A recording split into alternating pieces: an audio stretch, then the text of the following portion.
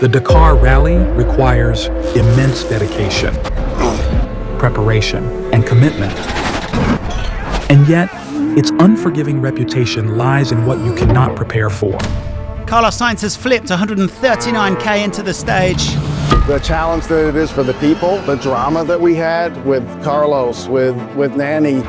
And four-time winner Carlos Sainz is out of the Dakar Rally after just the second stage. Nani with technical issues. That's two champions now out for Ford before stage 3. Change like this in 1 second. Mitch Guthrie finishes stage 8 in 3rd place. They're up to 5th overall. Another puncture for Mattias and Emil. That is more drop time. The stage 10 victory for Nani, the first ever Dakar stage win for Ford. The stage 11 honours go to Mattias and Emil. That is 2 wins back to back. Ford holds on for a podium finish on their first ever Dakar. And what a roller coaster ride it has been. To get 3rd place, to get on the podium at Dakar, it meant a lot to the team. It shows we're there. But we want more. We want to win. That is our commitment to win. So we've got to look at every element of the program to make it better. That starts with a vehicle. We know we already have a fast truck, but we know we can make it incrementally faster by paying attention to detail everywhere on the truck. The body, the aero, the weight, the cooling, the suspension, the chassis. It's attention to every detail. So the beauty of having our production side back at M Sport is we actually can make a lot of the parts for the car in-house as well. A big push for this car has been in weight reduction and also using the weight that we can save in the right places on the car. So the rear end is a lot shorter.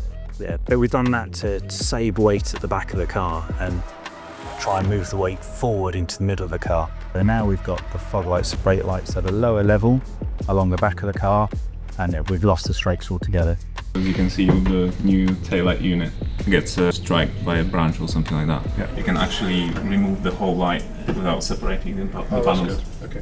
We're designing on computers, and that is pretty much constant. We're always evolving. If we were to take the rear cooling pack as an example, so you need to design the coolers themselves and all of the ducting, iteration after iteration. The gestation period of a design of a aspect of the car varies enormously. So for a chassis, it's going to be months. We need to design and analyze everything before we can even make a jig to start manufacturing a chassis. Whereas a 3D printed component, we can have an idea, print it, put it on the car the next day. A lot of parts on the car are new for this year, so we've got to put as many miles on them as possible and also prove that they are working in the right direction for us. So with all the Evo parts now ready, it's time to test them, and for that, as a team, it means heading to Morocco.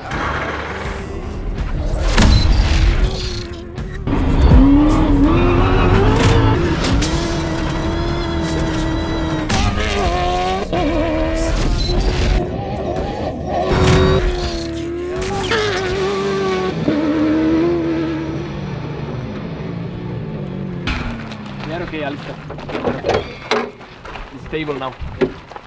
The low speed, I can feel it. Again, this is more comfort, but you lose the precision. So I think to do the long loop, I will go back to maybe 3 or 4. Comfort is always really good. It's always really good. we are quite low on fuel already also. Here we do it. Yeah. So we try with the high speed, like we say. 2 clicks. Okay. All around. Front and rear. Yeah. We're here in Morocco, finally bringing the new upgrades with the dampers. So from Dakar 25, obviously getting third and being so close was really tough. But we went back to the drawing board and, where can we be better? The fast gravel stages felt like we just didn't have the traction to have the corner speed. And then in the dunes, we felt like we just didn't have the bottoming protection that we needed for the drivers to be able to push, full pace. So those are the 2 main areas that we wanted to improve. We lightened the shocks or the dampers quite a bit, and then we designed some new internals to get us more performance. Moving in the right direction, we've found a lot more grip, the speeds have come up, and the feedback has been very positive. At this status of my career, I think I know what I have to do to prepare the race. I thought also before last year I was very well prepared, and I was actually well prepared, but I have a lot of expectations, and small mistake cost a lot. We have a small issue with the roll cage, and that was enough to send us home. But in life you need to keep motivated, you need to keep your ambition. You have to turn the page and keep thinking positive for the next chapter. Dakar is really special in that you have different surfaces across one stage. In one day you can have dunes, camel grass, trial, fast tracks, World Rally Car tracks. Sort of going from one part of the country to the other. And you need to have a setup that's going to work in all of those conditions. You need to sort of find a good compromise. It's all about compromise in the end. When you have a car that it works in every surface, you have a competitive car.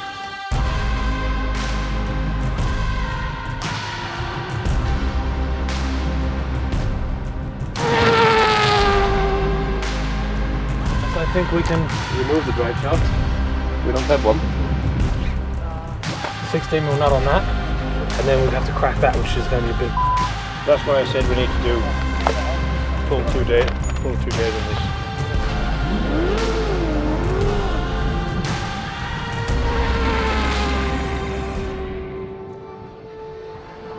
Well, Mitch, we are in Zaragoza, the last step before Dakar. Are you ready to rock it? You want me to go crazy? Vamos. Alright, let's do it.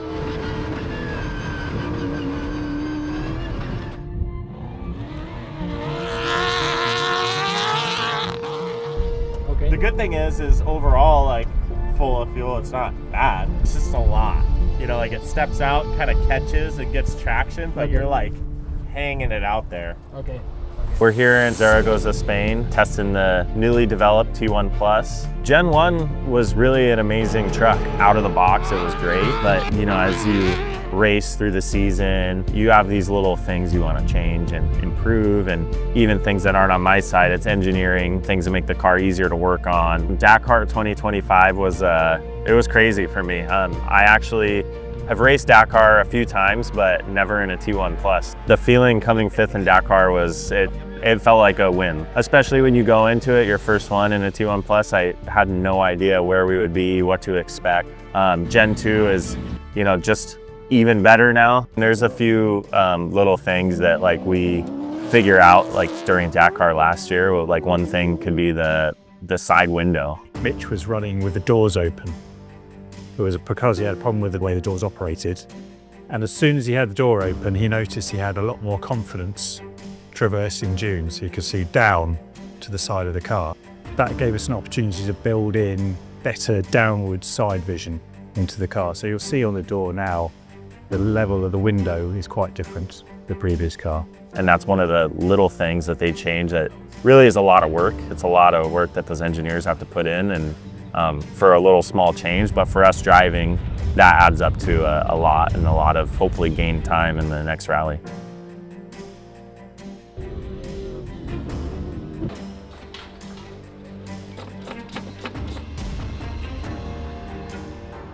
From the first corner, it was easy to feel that the car is more agile and the weight of the car have changed slightly. So it's easy to feel that it's just slightly better in most areas. So there is no big thing, it's just an evolution, and hoping that this will be enough that we can go and fight for the win. I have always been very picky with steering and brakes. I don't want it too physical to steer or too physical to brake, so it's nice when the car is light to drive for me. It's already a tough job enough for 2 weeks. Some interesting insights from Mattias, where towards the end of the race he was taking some more risks and he was taking more and more spare parts out of the car, give us the car right down to the weight limit without allow us to rise lower centre of gravity, and that got us thinking more about how we might take risks in the future.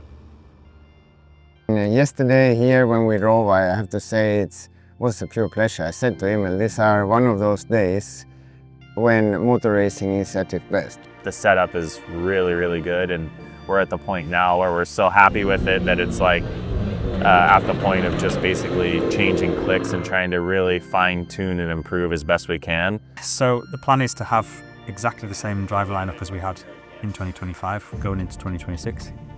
The emotion, it's a big part of everything, you know. This is the mental side when we lose the race so early. Feel sad and it's frustrating, to be honest. But in the same time, it was so emotional that the day when I won the stage, it's the moment to say, okay, all the hard moments, all the hard situations, it's for that. I think being realistic is not my strength. I've always been unrealistic as a person, and I would have loved to win it on the first time. But being on the podium, getting a trophy, I think that's great. I mean, when you come as a new manufacturer with a new car, it's not so easy. Many people go to Dakar and they train for years to try and win it, and some they never do.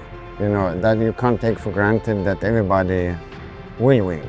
Dakar now is so competitive and so close. You have to be literally on it the whole way through, and the margins are so much tighter than they were. Nobody can change the past, only we can improve from the future. A lot of things happen in my personal life. My cancer with the accident of Mark, it brings me something special and say, okay, the life in one fraction of second change, enjoy the moment. Don't thinking from tomorrow, it's now, it's day, and go. When I look backward, first test, obviously you could feel the car is good, but one thing is good, and the next step is a winning car. And I want to think that we have all the ingredients now to prepare a winning car, and this is our task. This is our goal. This is why we are all working together. Everyone in this team have one goal, to win.